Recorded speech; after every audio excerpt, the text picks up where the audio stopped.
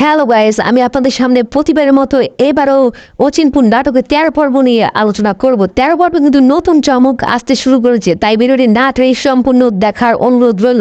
হ্যাঁ গাইস, ১৩ পর্বে কিন্তু নতুন চমক। ১৩ পর্বে কিন্তু চেয়ারম্যানের বোন কিন্তু সেই ভণ্ড সাধু যিনি গ্রামের ভবিষ্যৎবাণী দিয়ে থাকেন, তার কাছে কিন্তু সেই চেয়ারম্যানের বোন আসবেন। তখন সেই চেয়ারম্যানের বোন কিন্তু ভবিষ্যৎবাণী শুনবেন যে তার ভবিষ্যতে কে আছে এটি সম্পর্কে কিন্তু বলবেন, এবং ভণ্ড সাধু কিন্তু তার ভবিষ্যৎবাণী বলে দিয়েছেন যে তার বাবা নেই।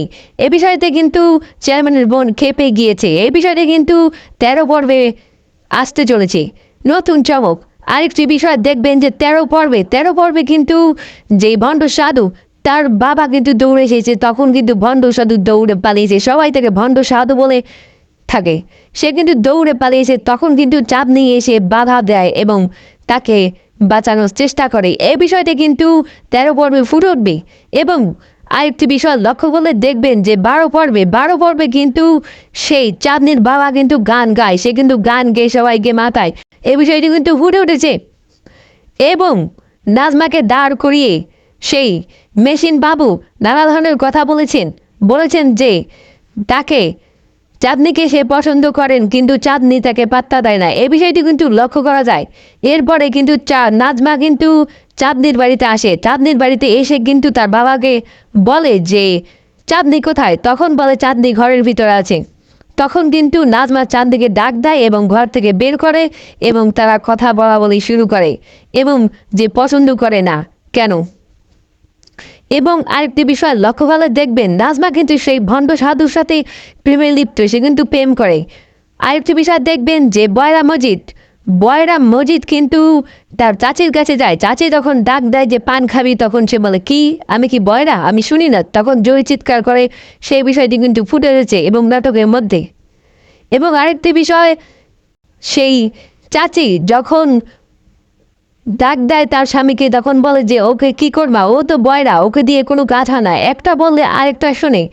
তখন বললো যে ওর দিন কুলে কেউ নেই, ও আমাদের বাড়িতে থাকে, ওর ভাত ও আমাদের এখানে বসেই খাবে, এতে কোনো আমাদের বাপ দাদার সম্পত্তি কি আমাদের কম আছে নাকি।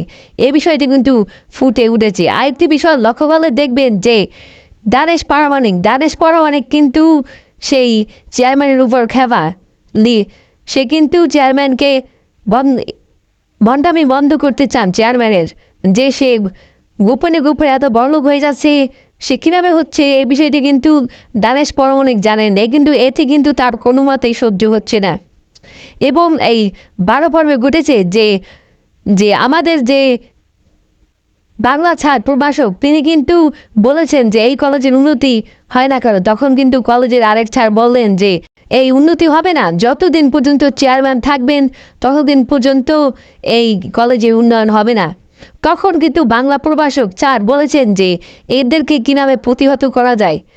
তখন কিন্তু বাংলা স্যার বলেছেন যে তখন অন্য স্যার বলেছেন যে একে একমাত্র পরাজিত করতে পারেন দানেশ পারমাণিক। এবং সঙ্গে সঙ্গে বলেছেন বাংলা প্রভাষক স্যার, আমি আপনাদের সাথে আছি এবং সঙ্গে আছি। এই বিষয়টি কিন্তু সেই ১২ পর্বে লক্ষ্য করা যায়। এবং আরেকটি বিষয় লক্ষ্য করলে দেখবেন আমাদের যে ১৩ পর্ব শুরু হবে, এতে কিন্তু নতুন চমক আসতে শুরু করছে। নাটকটি কিন্তু অত্যন্ত জনপ্রিয় হয়ে উঠছে। হ্যাঁ গাইজ, যদি আমার ভিডিওটি ভালো লাগে থাকে তাহলে অবশ্যই আমাকে সাবস্ক্রাইব করুন এবং বেল আইকন অন করে রাখুন। যখনই আমি ভিডিও ছাড়বো তখনই আপনাদের কাছে অনায়াসে আমার ভিডিও চলে যাবে। অবশ্যই আমাকে কমেন্ট করে জানাবেন যে ভিডিওটি কেমন লাগলো। সকলকে ধন্যবাদ।